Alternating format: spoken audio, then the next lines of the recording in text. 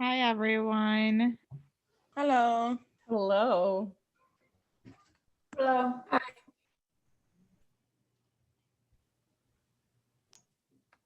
So while we are getting started, just letting you know that we are recording the session. So if you don't want to be in the recording, no problem. Just turn off your camera. But we'd like to record it so we can share it with others that might not be able to make it, or if you would like to see it again.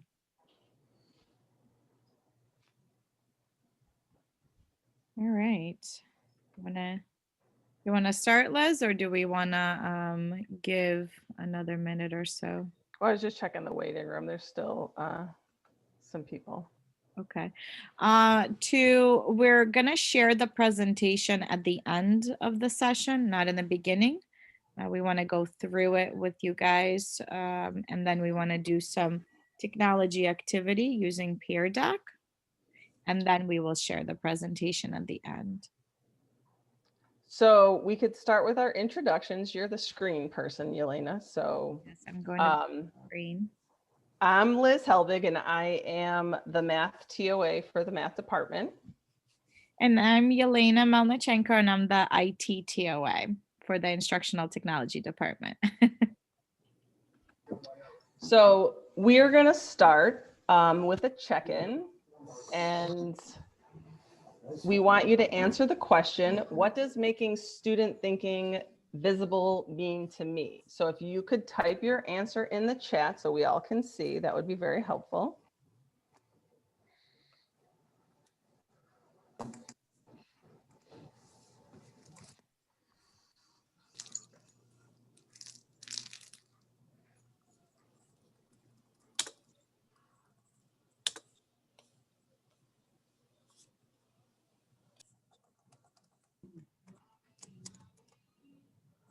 You're able to type in the chat, right? Yep. Okay, I'm seeing them.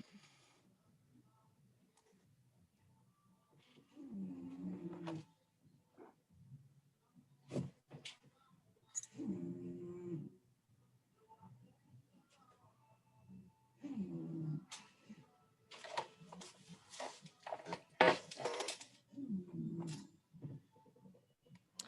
So as we're looking at the responses, that's good. Everybody can check them out.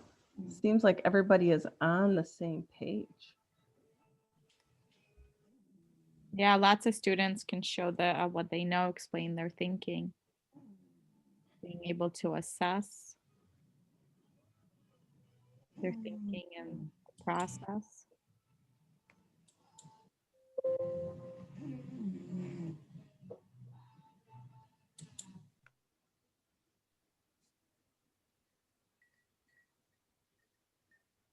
So about what, 20 more seconds or so? Mm-hmm.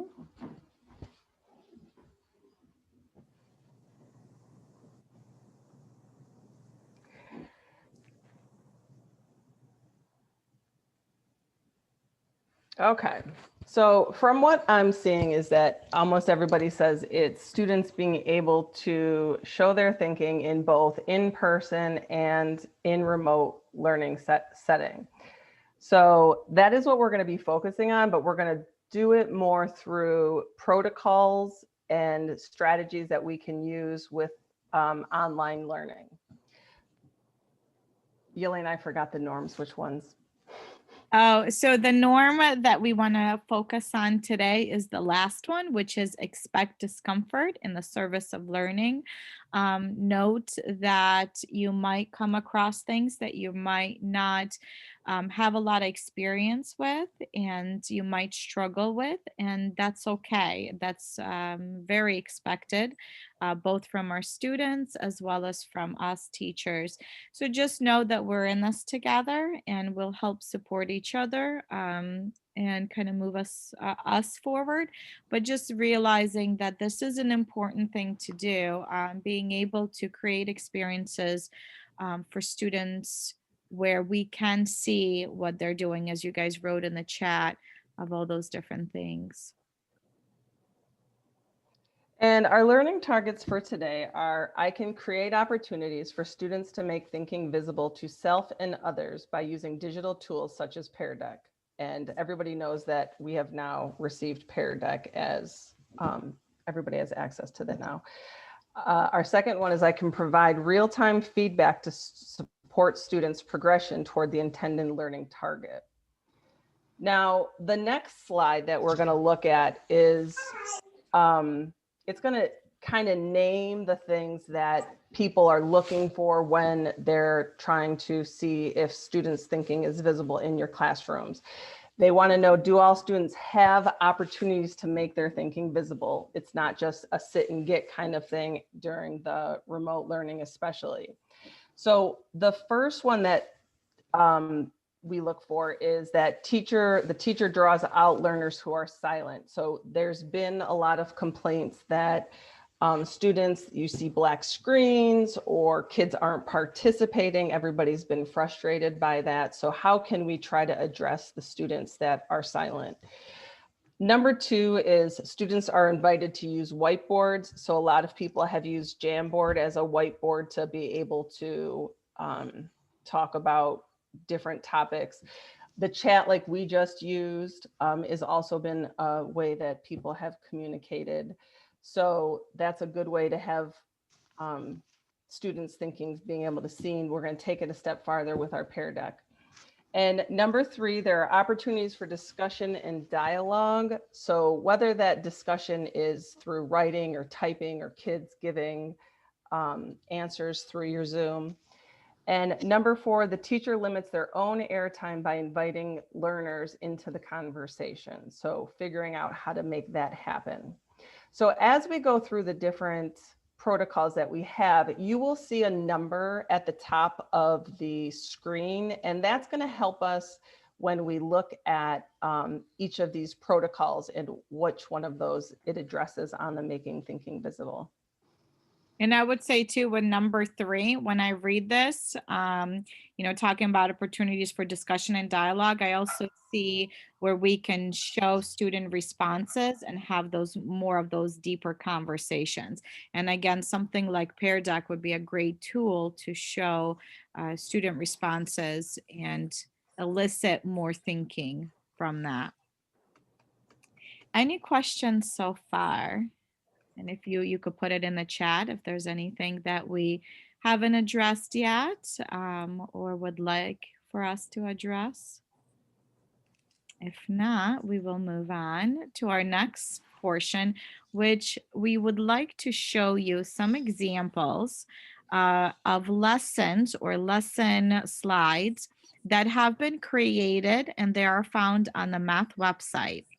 And so what we've done is we've taken the different types of pages from the lessons that address, again, some of these opportunities to make student thinking visible. And at the same time, we're going to show you how to add Pear Deck to these slides so then students can answer the questions and we can elicit that student thinking. And then what we'll do at the end is have you actually try it. So then you will be the student and we will be getting the information from you, that student thinking. And then you can see from the teacher perspective, what is it that I'm doing, showing you the student work, talking about the information on the page, etc. Okay, so that's kind of our plan for today. We're not saying that Pear Deck is the end all be all tool, but we would like to show you how Pear Deck at this time in this environment would be such a helpful tool to show that student thinking visible. And again, if you're using the Google slide presentations that have been created on the math website, then it's pretty it's kind of like the next step to be adding those Pear Deck questions. Okay. When you have questions specifically to Pear Deck or specifically to the math pages that you see, just put them in the chat and then Liz and I will be able to answer, or Liz will stop me and we could actually answer with all of us together. So starting with slide 7, we're going to start looking at specific pages. Before we do that, in order to convert anything with Pear Deck, you do need the Pear Deck add-on. So I'm just going to quickly show you guys how to get the add-on for Pear Deck if you have not gotten it before. Okay. And again, this video will be recorded. So if I go too fast, you could always rewatch it for that piece of information. In order to get the Pear Deck add-on, you do need to be on the slide deck, whatever slide you want to open. So in order, again, to get the Pear Deck, you have to open a slide. So here's my Google Slides that I've opened. I'm going to go to add-ons. And you're going to scroll down and you're going to see if there's a Pear Deck add-on already there, because you might have added it a while ago and didn't think about it. If it's not there, you're going to click on Get Add-ons. And then you're either going to see the Pear Deck here. If not, you can just search for Pear Deck, and then you'll choose the Pear Deck for Google Slides. And then you're going to click on it. It will say install. You'll click install. It might ask you to verify. Just say accept or okay. It might ask you to log in with your Google account. You might have to do that. It's the RCSD121 account. Make sure you are on Chrome when you do this. All right, so that's the first step. Any questions with Pear Deck and how to get it? No. All right, perfect. So now that we have Pear Deck, we're going to start talking a little bit about these slides. We want to talk about the math behind it, the reasoning behind these slides, and why we've included them in the lessons that have been created. And even if you're not using the lessons that have been created, why some of these slides are pretty important to try to use with our students, as well as how this is correlated to them making thinking visible. And then as we go through the slides, we'll talk about that. And then we'll talk about, well, how would I make this interactive with Pear Deck? Okay, so our first slide, if you look, says a number 1. That means it's drawing out silent learners. So we are hoping to make sure that everybody can participate in something like this, because it's just asking them how they're feeling. Now, with the COVID and the trauma, it's important for us to check in with our kids. And I know if you're an elementary school teacher, you have them at different parts of the day or all day. But to do this for both, like even English and math, is important, because they might feel differently at different parts of the day. Who knows what's going on at home? So that's the check-in, and it's research based. So it's an important thing that they've said is necessary in our lessons while we're doing remote learning. All right, so now the question is, well, if I do this with my students and I want them to be able to interact with this document, you can absolutely do that with Pear Deck. So as I showed before, we have our add-on Pear Deck. I'm going to open it up. And I'm going to convert this to an interactive slide that I can use with students with Pear Deck. Notice I don't have to do every slide as interactive. So the previous slides, we didn't do interactive. But in this case, the directions are, how are you feeling? And you're going to move the icon to your choice. So what I'm going to choose, and here's all the different type of questions that I could ask. In this case, I'm going to choose the draggable question. When I click on the draggable question, it prompts me to choose the icon that I want them to drag. And so I can choose a dot, or I can choose different kind of shapes, mathematical different symbols, numbers, people, and other shapes, as well as punctuation marks. So I'm just going to show, maybe I'm going to do a little star. I could change the color of the icon for the students as well. And then, as you could see right here, is a nice preview of what it would look like for students. So students will see the image, and then they'll have a star that they will move. You can make the star smaller or you can make it bigger for them. Depends on what you want. So let's say I make it like this. And again, later on, about 20 minutes or so from now, we'll actually try it out as students. So you'll be able to see and see the powerful way that I, as a teacher, when I'm facilitating, can see what students are responding and how it is easy for students to respond to these type of questions. So I'm going to update the slide. And now I'm converted it to the Pear Deck. The reason why you know it's converted is you'll see a bar on the bottom that will say that I made the slide draggable and it'll have a star.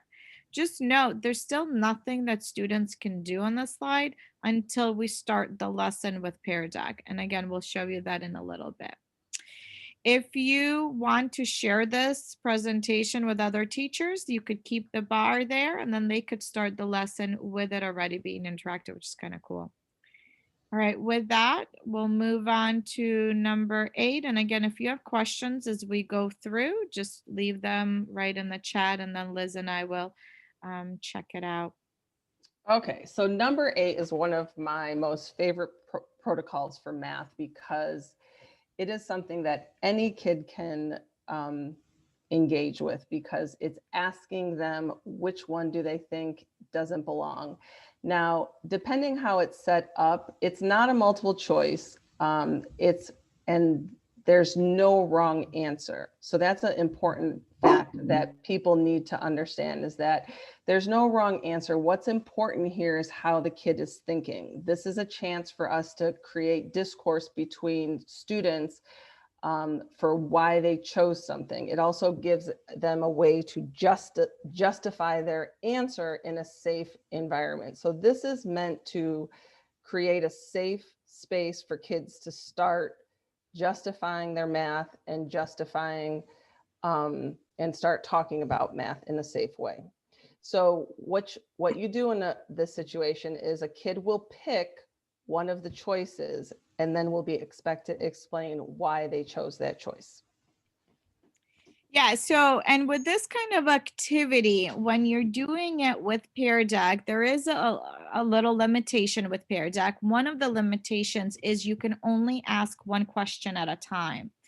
Because as Liz pointed out, in this activity, on this routine, you want students to first pick the choice that they want. Okay. And again, no wrong answers here. And then you want them to take that choice and actually respond as to why. That's where that powerful mathematics comes in, and it's powerful thinking. This is how we know what students are thinking, why they're choosing what they're choosing. And then you could have those conversations with students about the different responses and what people have been thinking while they're choosing it.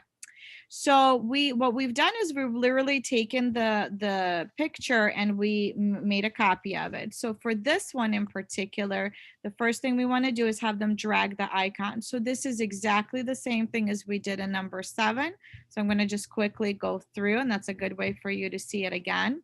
I'm going to use a draggable again, and I'm just going to leave it as a dot this time. I'm going to change it to purple, which is different from the other colors. And then I'm just going to update the slide very quickly. And you'll notice is if you are using Pear Deck or will be using Pear Deck, it becomes so quick. And it really doesn't take a long time to convert the presentations. It's more of just having a Google slide to start with. Do you want to quickly say anything about the second slide? No, I think it's good. I think one thing I just want to make sure that everybody understands is if you looked on the first slide, that was a number 1 to engage silent learners. The second slide, that has all 4 of them because you can do so many things once you get the students' responses. You can create discourse. You can have kids take over the Zoom and explain why they chose something, or when you compare other students' responses, you can have a better discussion.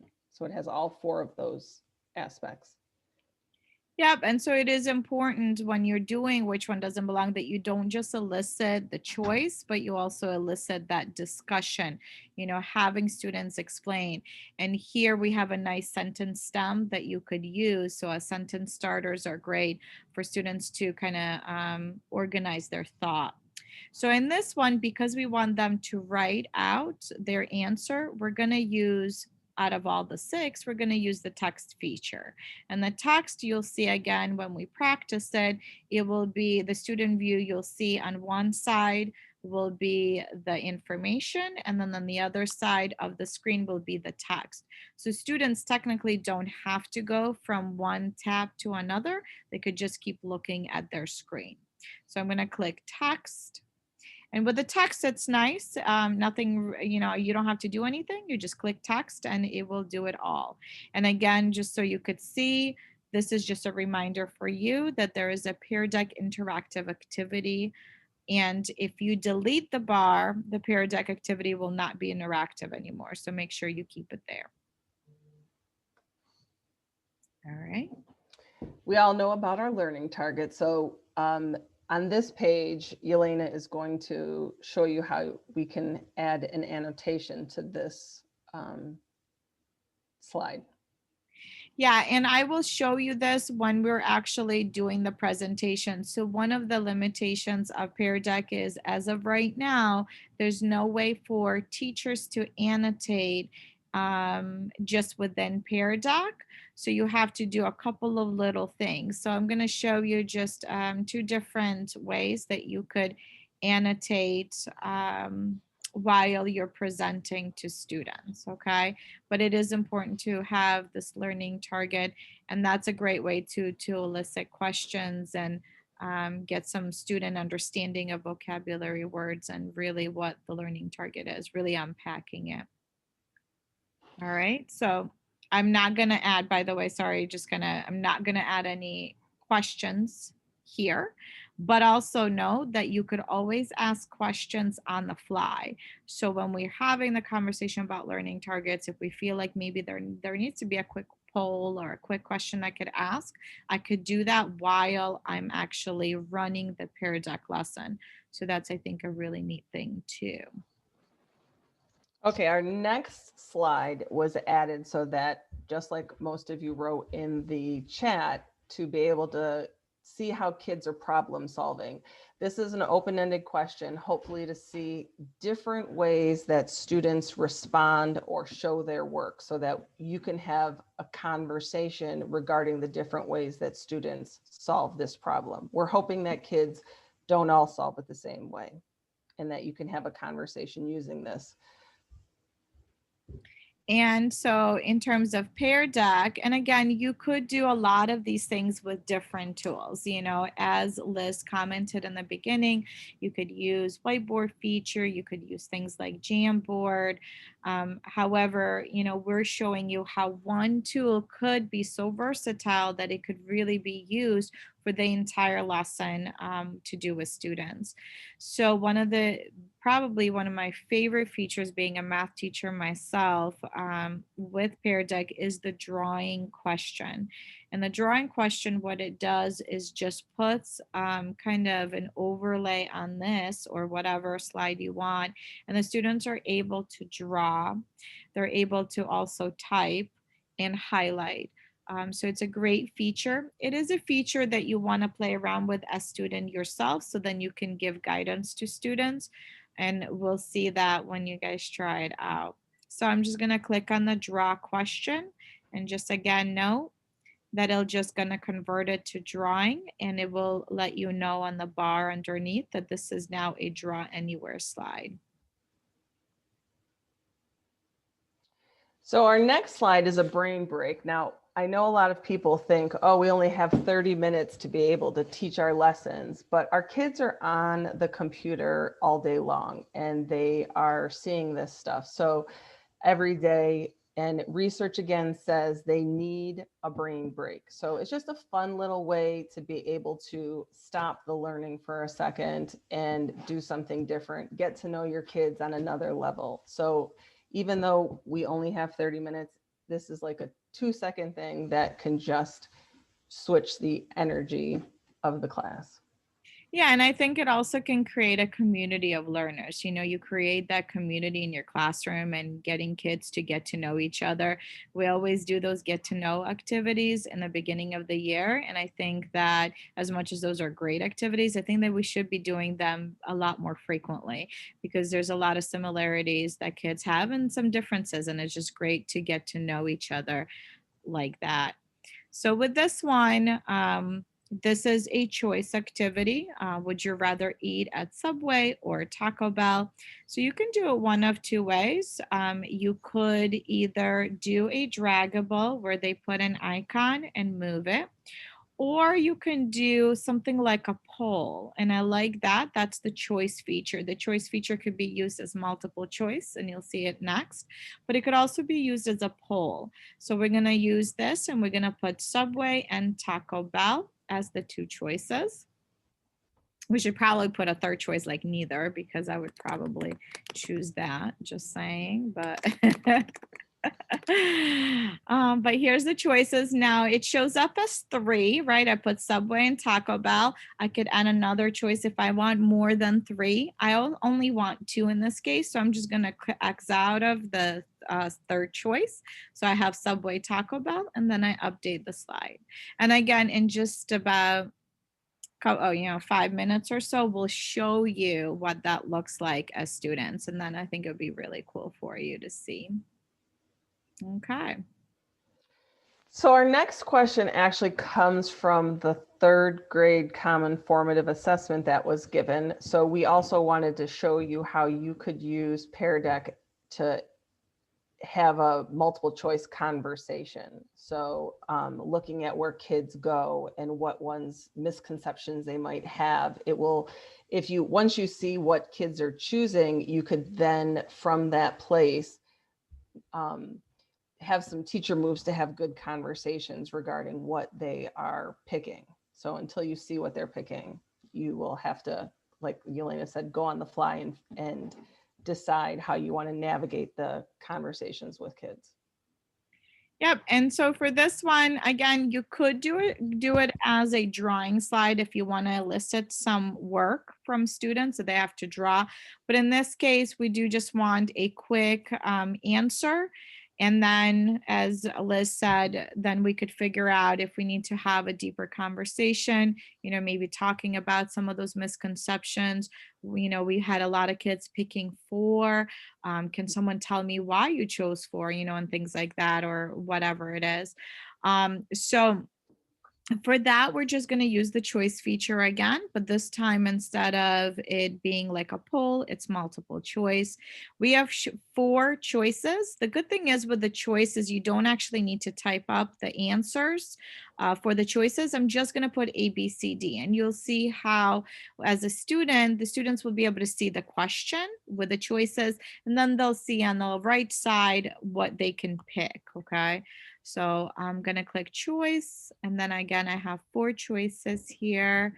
So I'm going to do A, B, C, and I'm going to add another choice, D, and update the slide. Okay. And then I think we have one more, Liz. Yep. So obviously the end of the lesson, you would like to see how kids are thinking, and you're going to do a quick check for understanding based on the learning target that you have. And Yelena will show you how you can do that quickly and easily with Pear Deck. Yep. And so again, here, there's a couple things you can do. You can do a drawing one where students can circle the choice. But you could also use the draggable, and you could have students again take an icon. And let's see, let's pick something different. What do we want to pick? Maybe we pick a person. And then we're going to drag it to where they think they are based on a learning target. So it's a nice way to not only wrap up, but also kind of go back, kind of wrap it back up to the learning target and see if the students now understand the lesson. Great way to end it. And again, That was it. That was the update. And I've updated the slides. Any questions before we move on to the student view and how powerful something like Pear Deck would be? Are there any questions that you have so far? And it could be either questions about specific slides, specific activities that we chose, or it could be questions specifically to Pear Deck.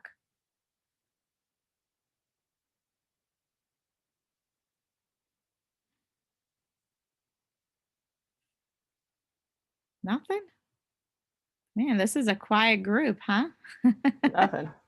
Quiet group, all of you. Okay.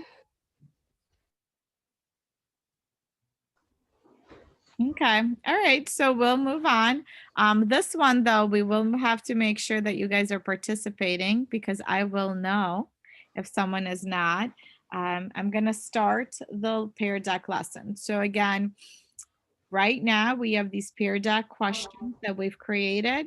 But if I just share the slide deck with my students, they're not going to be able to do anything with it. So in order for students to actually interact and so we can see their thinking, we have to start the lesson. So I'm going to click start lesson.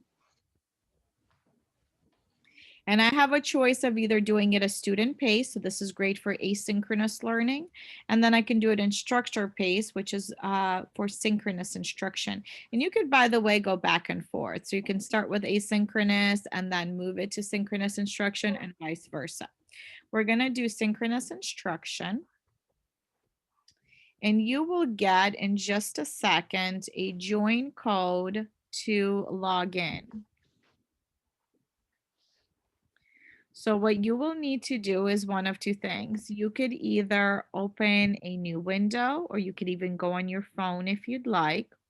And you will need to put in joinpd.com with these 6 letters.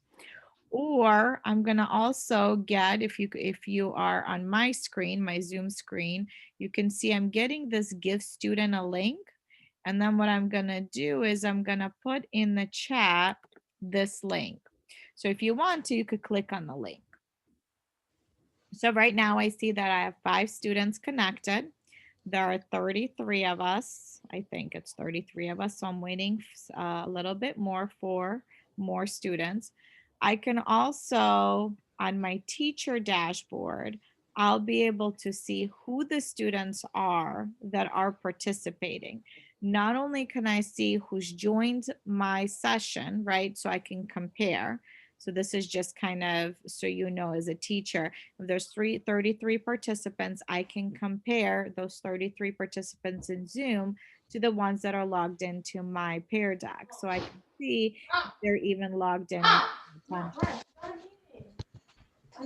The other thing that I can do is actually when we start the session, I can go through each page and I can see who's interacting and who's answering the questions. So you might have students who logged in to Zoom or to the Pear Deck, but they actually aren't doing anything in Pear Deck, and you'll be able to see it. And so while you guys are still connecting, because I see only 26 participants and there's 33 of us. I have a person with a question. Yeah. So I was just wondering, so I'm in it and I can see the star over the love it. So I only see what my response is. Like, I don't see like other people putting the stars on there. Do you know what I mean? Yeah, so that's with Pear Deck, you will only see your own responses as a student. So the way that you would want students to see other responses is to be able to go back into Zoom that and looking at my screen, the teacher screen that I'm sharing, and I'll show you that. There's also ways that you can do it by kind of freezing the student screens as a way to let them know to go back to your screen. I do recommend if it's younger kids, don't do it too often because I think it can get confusing, especially in the beginning when they're starting to use Pear Deck. But there's definitely places and times for it. Again, I have 27 participants or 33 participants, but only 27 students connected.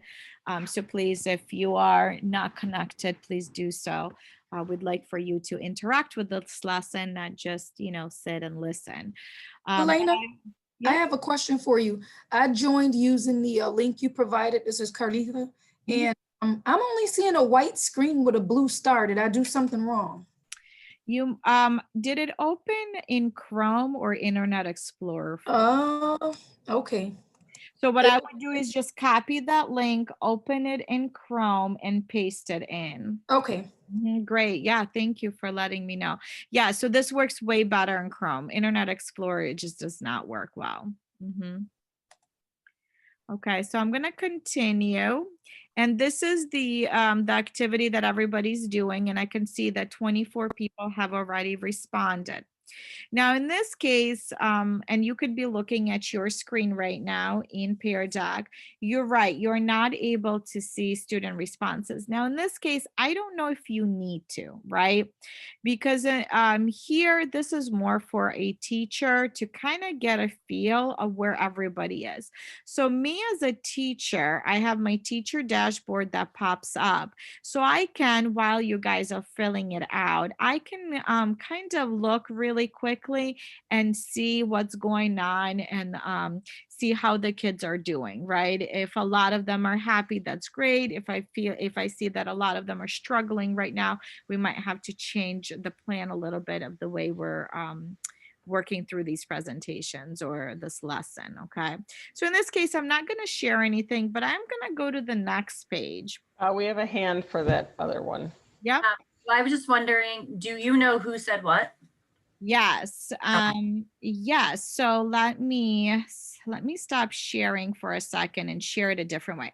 So what happens when you share your screen is I was sharing a specific screen, which was the present mode of Pear Deck. So then I can, if I do want to share something with you as students, right, and I want to show some student work, which I will in shortly, I want to show it to you guys anonymously, right? Because I don't want my students to know who's putting in what.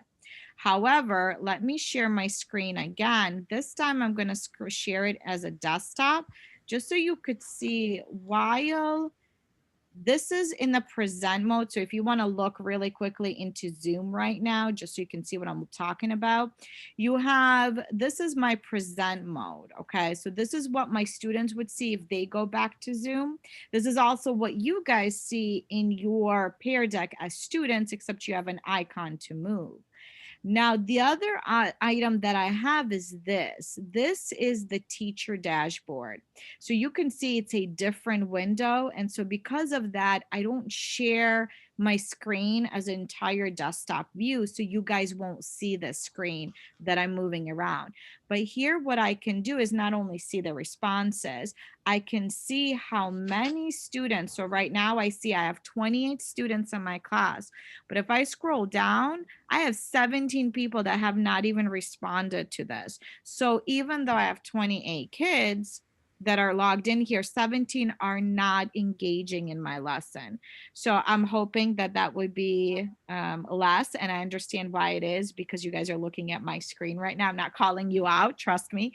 But I'm just trying to get you to understand the powerful of like what you can see. So then you could have those conversations with some of those students and say, Johnny, I'm noticing, you're logged into my Pear Deck. Awesome. But you're not doing the slide. What's going on? Do you need some help? How can I help you with that? And then you can get more kids to work through it. And you could even see with mine, now I have only 8 people that haven't responded. I guess that kind of answers my question, but I guess like on the previous one, especially with like a check-in, like if you have a kid who's not doing well and you want to then maybe talk to them later offline, like, do you know which one responded with, you know what I mean, on that little face thing? Yes, yeah. So you have, for most of the slides, you have three different views. Okay. So you have the overlay layout, which is what you see right here. You get one kind of, you see everything all on one page. So you do that, and then you see how many people haven't responded. You could also go with a great grid layout. Grid layout is what you're probably looking at, where each student, you could actually see each student responses. Depending on your internet, sometimes it takes a little bit to load, but it'll get there. But you can see the student names. You could also, and I'll show you that in specifically in this type of activity, I can star some students' responses because I want to show them to everybody. So I can do that here. I could also give feedback. So if I have students that are maybe putting something in and it's inappropriate, or something that they really are great at, they're writing something really amazing and you want to give feedback, that whatever it is, you can give them feedback. And you could also sorry, I was hoping that that wasn't going to happen, but the other thing you can do is you could click on the three dots and hide responses. So if you do have students that might have wrote something inappropriate and you want to share student work, you don't want to share theirs, you could hide their responses. And then the other way, it's called the list layout. Now, in this case, list layout is just means I'm literally scrolling through each slide or each answer for each student. So you can see the student responses and what they wrote. So that's the three different ways. And then you could also sort by when they wrote it, like the first person that wrote it, or by student names. Okay, so great question though. Does that answer it? Yes, thank you. Okay. So for this one, we wanted for you to drag the icons to the choices, and I'm going to lock screens. Okay. And you'll notice that on your screen right now, it should be grayed out, and it should just basically say that the teacher locked your screen.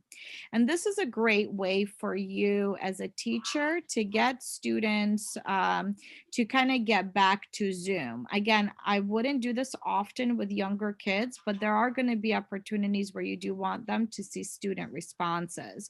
And so what I can do is lock your screen and say, hey, when I lock your screen, this is time for you now to make sure you're on Zoom so you could see my view. And I would always do something like, if you have a cool cursor or something, but I could say, look, you should see my mouse moving, right? So you know the difference between which view you're seeing. And then what I can do, and remember, this is the anonymous view for students, but I can click show responses, and I could actually show the responses. And of course, it's probably going to freeze on me, but I want to show the overlay for this one, just so I could show students that in this particular question, we have multiple answers.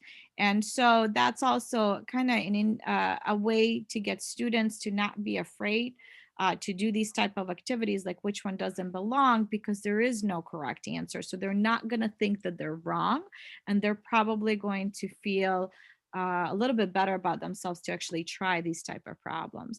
So you can see that there's multiple answers. A lot of people are choosing two specific ones, but there's also choices for the other. So now what I'm going to do is I'm going to go to the next page for you. So please go back to your Pear Deck. And I want you to start writing down which choice you chose and why you chose it. And what I'm going to do is I'm going to put a timer up. I'll show you how I did that. But if you are on your Pear Deck, you should now see a little timer that shows up in the corner while you're working. So as you're working through this is just a great way to, again, kind of refocus the students, make sure that they are on task. As you saw earlier, I can see who's responding to this and who's not. And I could also be looking at and starring student responses that I want to share out.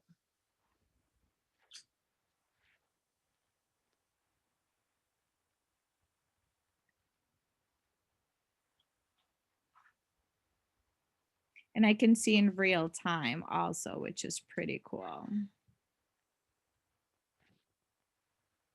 And someone had asked in the other PD if you're typing what shows up, if you're like only have part when the timer goes, whatever you have on your screen is what shows up on her screen.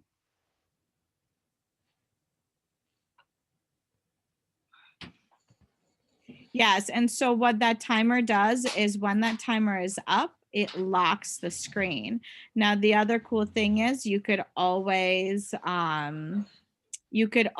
go back and restart it for the students as well. Can you show where the timer is again? Because I looked for it this past week twice and I'm lost with it. Yes, absolutely. Yep. So now that you have your Pear Deck locked again, right? I want you to go back to Zoom for me. So I have two screens, so I can yeah, see both. perfect. So you can see both, but I'm just letting other people know because it does get a little bit confusing. You're like, okay, which screen am I supposed to look at? So if you go back to my Zoom screen, there's two things I want to show you. The timer. The timer is where you lock the student screens. You have to click and hold it. When you click and hold it, you'll see the three different timers that they have: 30 seconds, 1 minute, and 3 minutes. That's all they have so far. So if you feel like it needs to be longer, you could first start the activity and not put a timer, and then when you're like, okay, it's time, I want to give them the last kind of 30 seconds to get together and make sure that they finish up what they're doing, you can put the 30 seconds in. And two, when you're doing the timer, you'll see the responses here. So you'll see, okay, I only had 18 out of 28 responses. I might need to add a little bit more time, or I have all my students that are done. I can just lock the screens. So then you guys could, so we can move on, right? So I can kind of pay attention to that. The other thing, does that answer, Sarah, your question? Yeah, yep. I was just clicking lock screens and I didn't realize I had to hold it down. Yep, you got to hold it down. And then, yeah, it kind of like is hidden. When I found that out, I was like, oh my God, this is so exciting. The other thing that I want to do is to show you guys, I picked and starred a couple of choices, and specifically I wanted to choose the different choices for students, right, to see the responses.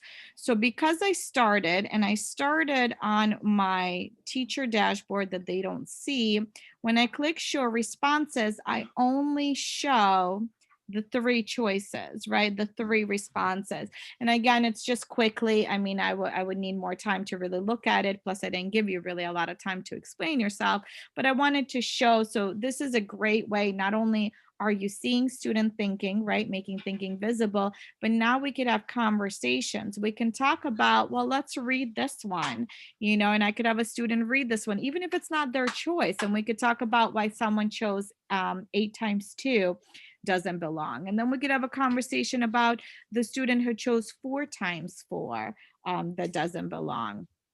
So this is just a nice way that you're selecting in real time specific answers that you really want to share with students, and not just all the answers.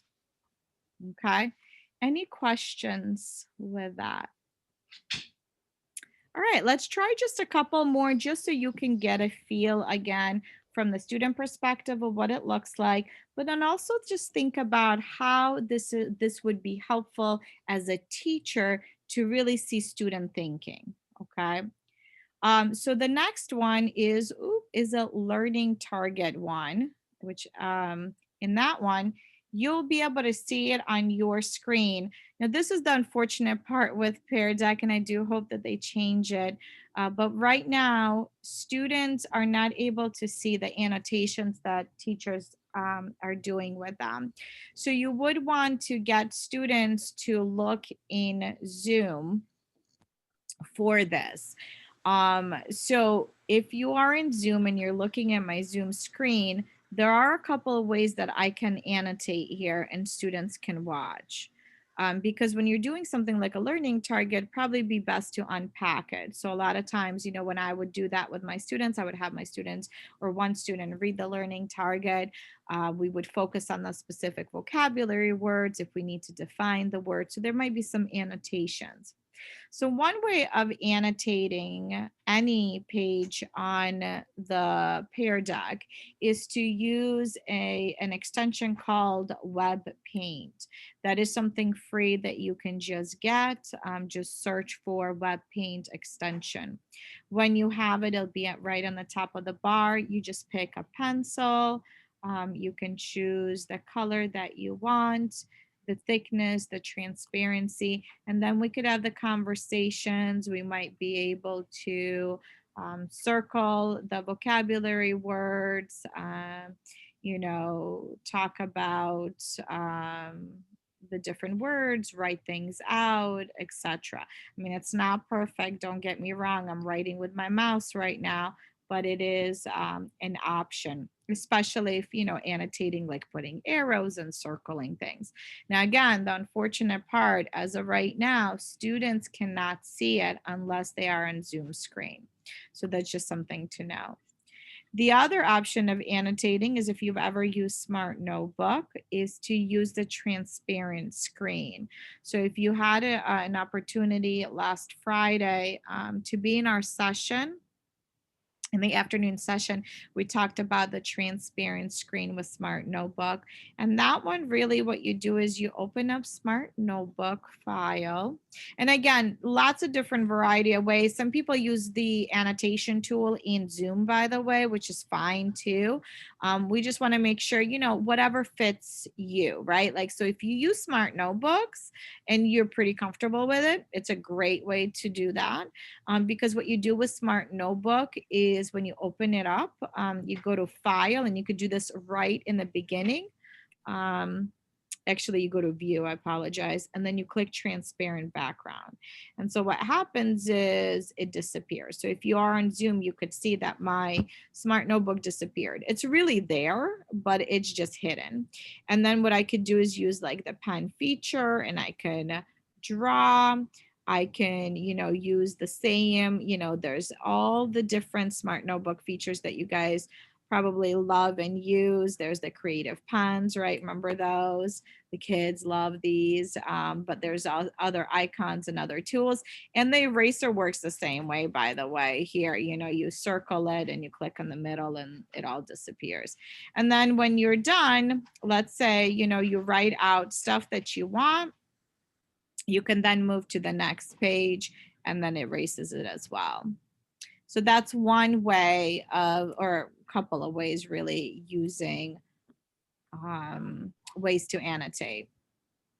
Okay. And then let's just go to the next page. So if you guys go back to Zoom, or not back to Zoom, I apologize, go to your Pear deck page.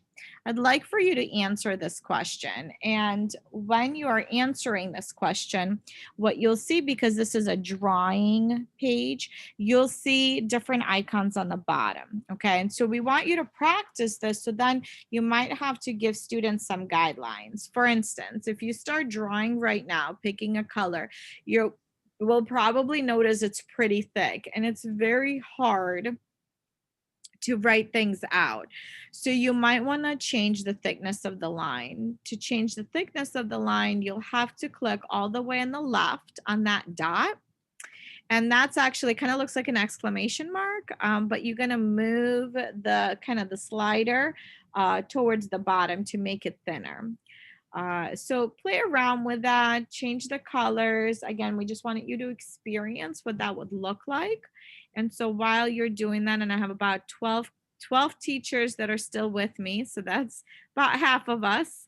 But if you could try to work through so you can kind of see an example and show some work too, because as Liz said, something like this, when you're doing word problems, they really elicit multiple representations and multiple ways of getting to an answer. And I think, being a math teacher myself, I really think that that's more important a lot of the times than the answer itself. Is how do students get to the answer?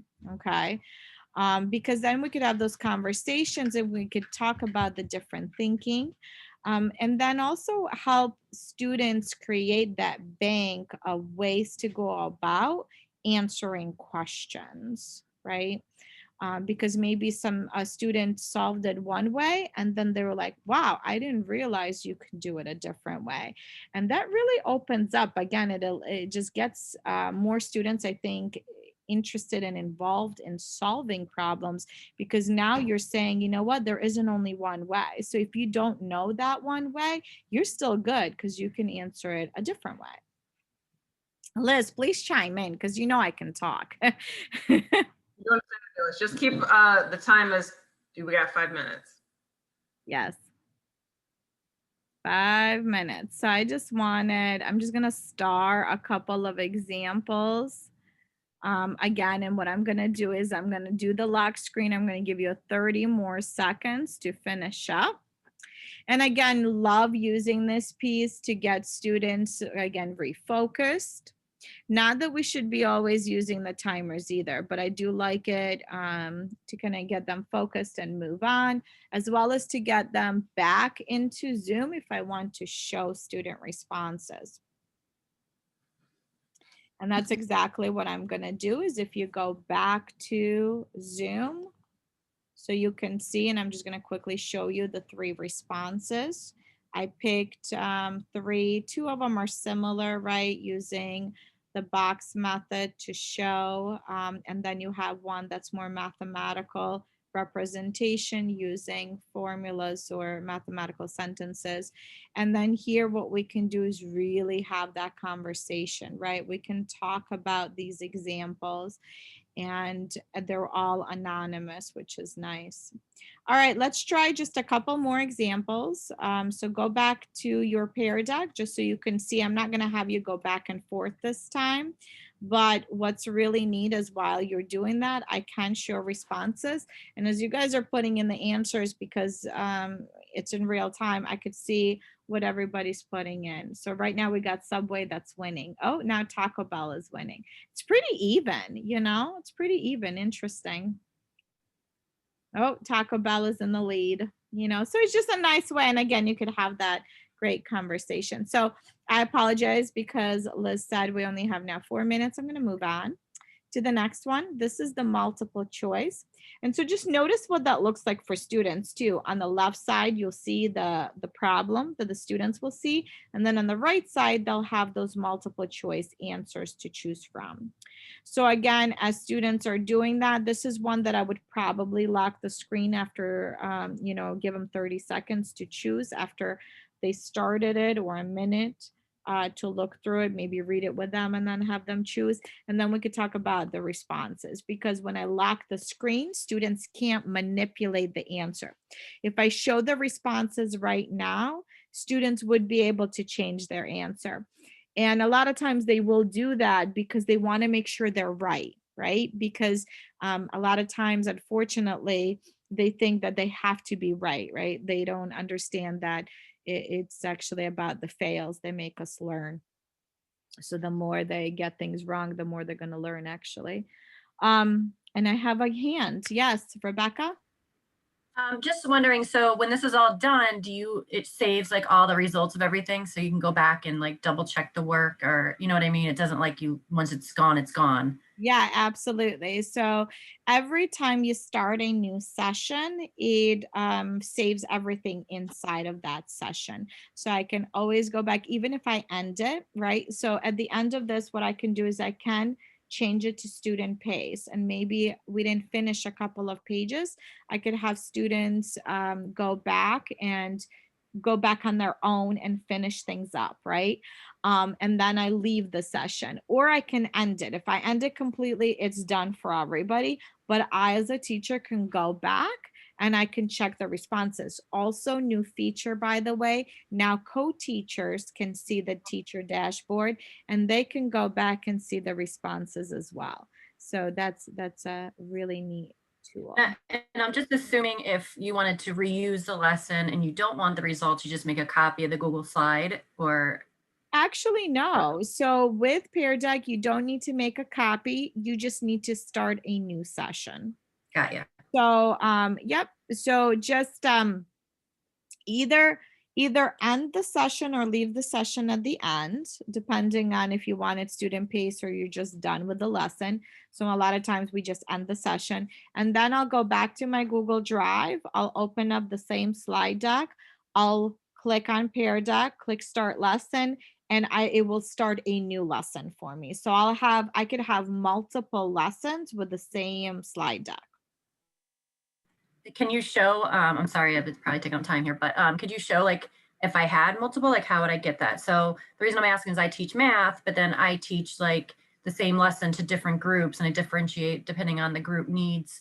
So I might teach the same lesson, but then I want to go back later and look at all the results of the, Yeah, absolutely. So one of the things I recommend when you're done, so let's say this lesson is done, we're done for today. And again, I can also reopen it the next day too, which is really cool. But I'm going to end this lesson. When I click end the lesson, and if you guys are now in the Zoom view to just see it, when I end the lesson, I do want to name it, right? So I'm going to name it, Wednesday PD, maybe put the date. Okay.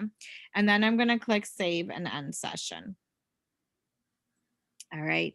Now what I can do is a couple of things. First, let me just quickly show you could start the lesson again, and it will prompt you to start the lesson so you can start it with the next group of students right after you ended the session. But if you go to peardeck.com, that's one way. There's a couple ways to get into this, but I just go to peardeck.com, log in, teacher login. It should maybe the first time I'll ask you to log in with your Google account. Make sure it's a Google account. You'll see it like this. And then you can go to sessions right here and you'll see all of your sessions that you have started and ended, or they're open. Like I have a couple student pays right here. See, there's the Wednesday PD. This is the one that we just ended. Okay. So I can go back, and this is the teacher dashboard. So I can click on it and I can look and see all of the responses and what students responded. Now my teacher dashboard, I think, is still, oh no, is it closed? But I can see the class roster. I can see who was there. It looks like actually this is so here I can see like all my student responses and what they wrote for each one of these. So you can go back that way. Okay. And then you'll still have also, you can go back and see who has responded and who hasn't responded as well. So you'll be able to see all of that in just your Pear Deck sessions. You could see who the co-teachers, if you have a co-teacher link opened, all that kind of stuff, bunch of things here. All right. So if you have a student who didn't respond, are you able to reassign that to them, or you have to just start basically a new session and have them do it? Like maybe let's say they were absent that day. So what you can do, so again, if you look at this Wednesday PD, you can click on the 3 dots and I can do a couple of things. I can reopen the session. When I reopen the session, I now get the classroom view. But now what I can do is I have an option to turn on student pace. That is what you probably would want, is you would want the student pace. And then what I would do is go to either the present mode or the teacher dashboard and get that link, get the student link and put it in like Google Classroom or something, or Seesaw, depending on the grade level. And then the students click on the link and then they can access it later on. And if you are using Google Classroom, you can assign it to specific students. So if you don't want all the students to go back to that link, they won't, because you're only can assign, you can assign it to, you pick the students that you want to assign the link to. There's a question, Yelena. Does it record time students attend for that period? It does not record the time. No, the time would be recorded with Zoom itself. But what is recorded is, did the student join the Pear Deck session altogether? And then did they actually complete the slides that you made interactive? And completing means at least typing something in there.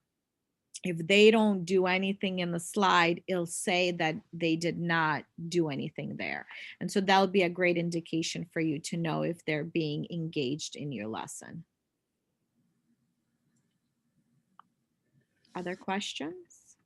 I know we're 3 minutes over.